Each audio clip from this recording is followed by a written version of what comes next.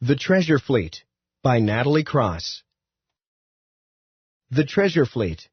In the 1400s, many of the best sailors in Europe were from Portugal.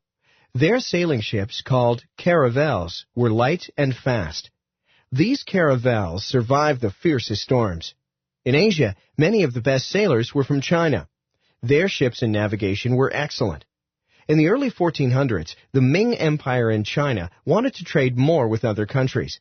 China had silk cloth and beautiful blue and white pottery to sell. The Emperor Zhu Di decided to build great ships to travel around the Indian Ocean. He wanted to trade, but he also wanted to show the world how powerful China was. The emperor chose his advisor Zheng He for this important job. Zheng He watched over the construction of the powerful ships. Then he took command of the newly formed Treasure Fleet. The plan was to send these ships to all of the major ports in the Indian Ocean. The Chinese would trade their goods, which were very popular. They would also make special visits to each country's king or emperor. They wanted to make sure every ruler saw their powerful ships. They wanted everyone to know it would be a bad idea to attack China. Life on a treasure ship. Life at sea was hard in the 1400s, but the Chinese prepared well. Several ships in the fleet were used to store grain, mostly rice. Every ship had large water cisterns. The sailors were careful not to waste water. If they ran out of water, they also knew how to get fresh drinking water from salty seawater.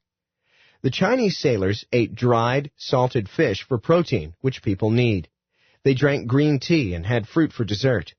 Fruit was important because it had vitamin C, which helped to prevent scurvy, a disease that killed sailors all over the world.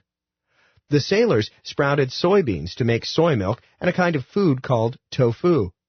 They brought large tubs of soil onto the ships and grew fresh cabbages, turnips, and bamboo shoots. Where did the Treasure Fleet sail? The first great Treasure Fleet voyage began in 1405. The fleet sailed south from Beijing with more than 300 ships. Almost 28,000 men were on board. One of their first stops was the trading port of Malacca, which is close to the modern city of Kuala Lumpur in Malaysia. From there, the Treasure Fleet headed west, visiting many of the major ports of the Indian Ocean, including Calicut in India. They also visited Hormuz near Persia and Aden in Arabia. Continuing west, they reached the coast of Africa and visited the country that is now called Somalia. This first journey took 2 years and was very successful. The Chinese traded their cargo of silk and their beautiful white and blue porcelain dishes and vases. They returned with spices and exotic animals. The Emperor Zhu Di was especially delighted to see his first giraffe, an animal unlike he had ever seen before. The Treasure Fleet sailed 6 more times over the next 30 years. In Africa, the sailors traded their goods for ivory, pearls, gemstones, and rare woods and incense. Everywhere they went, the fleet caused great excitement. Why did the Chinese stop exploring? The Treasure Fleet made its last voyage in 1433. Zheng He and the fleet had spread China's fame around the world and brought glory to his country. Plays and novels were written about him. Handsome statues were carved and placed in parks for all people to admire. But soon the times would change. A new Ming emperor took power. The emperor was worried about enemies that could attack China over land, not from the sea. The new emperor refused to continue exploring the world. He wanted money to build up the army, not the navy. Soon the great ships of the Treasure Fleet were not used. He also had his people destroy as many of the ship notes and maps as they could find. China's age of exploration was over. By the 1500s, the countries of Europe, not the Chinese, sent their ships across the globe to rule the seas and conquer distant lands. Talk about it. 1. How did the Chinese sailors make sure that they had healthy food during their Treasure Fleet trips? 2.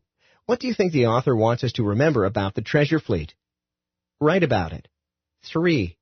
Imagine that you were a sailor on the Treasure Fleet. On a separate sheet of paper, write a diary entry about a day aboard one of the ships. Extend language. There are many kinds of ships and boats, both large and small. You have read about Treasure Fleet ships from China and caravels from Portugal. You may have seen a rowboat or a submarine. Can you name other kinds of ships or boats?